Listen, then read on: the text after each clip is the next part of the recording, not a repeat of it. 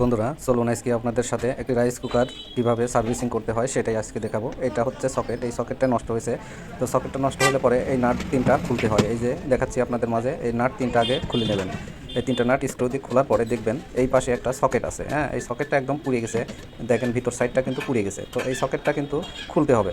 তো কীভাবে খুলবেন দেখাচ্ছি। এই যে নাট আছে, এই নাট দুইটা সুন্দরভাবে খুলে নেবেন। খোলা হয়ে গেছে। এখন দেখেন এই যে ভিতরে আরও দুইটা নাট আছে, যেটা হচ্ছে সংযোগের জন্য দুইটা তার আইছে, সেই সংযোগের জন্য তো এই নাট দুইটা খুলে নেবেন। তারপরে এই যে আমি হচ্ছে খুলে নিছি।